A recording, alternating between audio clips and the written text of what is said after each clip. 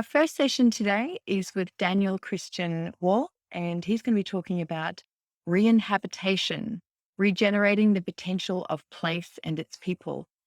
Daniel Christian Wall originally trained as a biologist and holds degrees in biology, holistic science, and a PhD in natural design. He was the director of Findhorn College between 2007 and 2010. Daniel lives on Mallorca, where he has helped to set up Smart UIB and works locally and internationally as a consultant, educator, and activist. Among his clients have been Acova, Forum for the Future, Camper, Lash, Unitar, UK Foresight, and many universities. He's on the academic working group of the Global Eco Village Network, or GEN, and has been linked to GEN for almost 20 years. Daniel has also worked closely with Gaia Education since 2007 and teaches the Masters in Ecological Design Thinking at Schumacher College. His 2016 book, Designing Regenerative Cultures, has quickly gained international acclaim, and his blog on Medium is followed by nearly 20,000 people. So Daniel, I'd like to give you a warm welcome and thank you for being here with us today. And I guess I'll hand straight over and let you give your presentation. Great. Thank you, Satya. Well, thanks everybody for showing up. I guess for most of you, it's in the morning. I know, Isabel, it's also in the afternoon.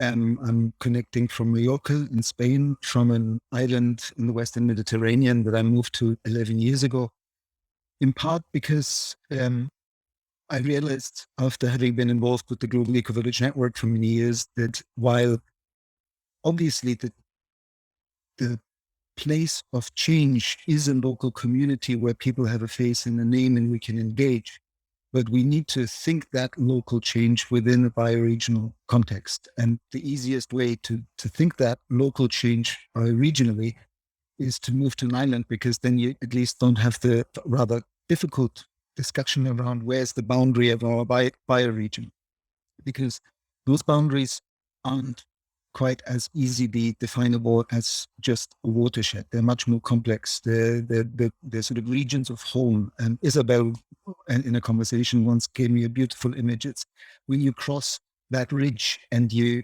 suddenly have that feeling, I've left home or I'm coming back home. That's really the region of consciousness, the region of identifying oneself with place that defines bioregions. And for me, in my personal journey, I find that they really have been the missing scale for us to make localization really work. And also they allow us that nuanced approach of saying, we're all using computers, so maybe we do want to collaborate between bioregions to enable some form of more global system to still support us in this long journey of relocalization and re-regionalization. How can we have this global discussion in a very nuanced way? And that's sort of the space that I personally, like, as you can see, like I'm just going to give you, open up a little bit for about 20 minutes. And then I would actually like, because we're a small enough group, to have a bit of a conversation around this rather than give a slide talk and a long monologue. But the reason why I chose this title of reinhabitation, regenerating the potential of place and its people, there's a lot packed into this title. One is this wonderful word by the poet Gary Snyder, coming from the early North American bioregional congresses. And there's this notion of reinhabitation, meaning that we somehow have started to inhabit these socio-political nations and these artificial constructs of power blocks and nation states. And in that process, we've actually lost contact with the intimacy of true place and region, of the cycle of the seasons, of that really understanding what that home region is. And Gary Snyder, in this term reinhabitation, is inviting us into what I think is the big process of our time. I believe that, and following a lot of my work is in the space of regenerative development and bioregional regeneration. And that I learn a lot from people like Carol Sanford and the Regenesis group. And one thing that Carol Sanford points out really well is that the minute we start to solve problems, let it be climate change or transforming or dismantling capitalism. All of that, if it becomes a problem, then we tend to abstract from that problem and try to find solutions that are somehow abstract and then globally applicable. So we want to scale out the solutions we found. And the regenerative mindset isn't really going into that loop of finding the problem and then solving it, because it's not trying to find any finite outcome solution that is, now we've made it, we've done it, we've achieved the solution. It's much more interested in building the capacity to keep journeying over long periods of time.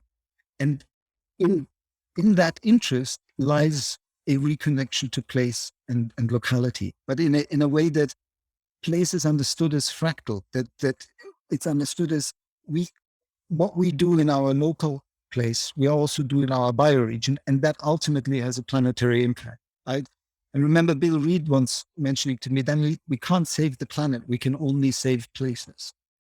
And it's something that immediately sounded logical, and yeah, I agree with you, but then it's one of those statements where suddenly you hear it again in your inner mind and you kind of go, wow, yeah, that's something to sit with for a bit longer. And it's this coming back home to place by re-inhabiting the place, which is also ultimately, now that more and more people are using the word regenerative cultures, and we need to create regenerative cultures in this place and the other, I think it's vitally important, just as I think wonderfully the Kiss the Ground film has made us have a deeper conversation around not presenting regenerative agriculture as if it's a white man's invention. I think we also need to understand that regenerative culture is not some sort of invention or some new thing that we now need to move towards. But we wouldn't all be here if, for the longest part of our journey as a species, our ancestors had not been regenerative cultures living regeneratively as custodian of the bioregions they inhabited, whether it's as nomads or semi-settled.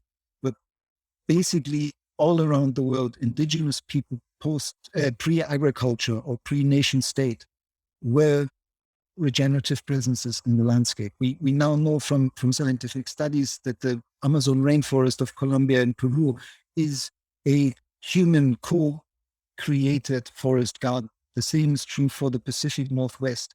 The same is true a little bit later for the lost forest gardens of Europe. The whole of the Iberian Peninsula was an acorn culture. There's this deep knowledge of being regenerative in place, of nurturing ecosystems into their peak abundance states so we can actually sustain, including large population, through the landscape. But there's, I think, an even more deeper dimension to this, learning from our regenerative past as indigenous to life, to move forward into the future. And that is that core agreement that I've at least seemed to have observed among all the indigenous cultures that I've come in contact with or studied about, which is that the perception of self and of land is not such as we have in the West. Land does not belong to us. We belong to the land. And even profounder than that, we are expressions of the land. And for me, that is both in terms of how do we build a regenerative economic system? Well, how would we build an economic system that puts ownership back into a collective commons of custodianship and stewardship of the bioproductive foundations of a living planet? How do we come back place by place, region by region, to a point where we live in place from the abundant interests of nature as a syntropic system? Like, to use an image so to not be quite so technical termed, rather than eating the apples and cutting the wood of the apple tree, how do we come back into just eating the apples and nurturing the apple tree so every year in each place there are more apples? And that is re-inhabitation. That is coming back to place. And I think that the whole promise of localizing economics and localizing or regionalizing economics is around that scale of making. We're now at the beginning of the UN Decade for Ecosystems Restoration. This is an opportunity to take that kind of systemic UN top-down agreement by wonderful people working in that decade to say, okay, how would we create regional activity around ecosystems restoration that actually builds regenerative local economies?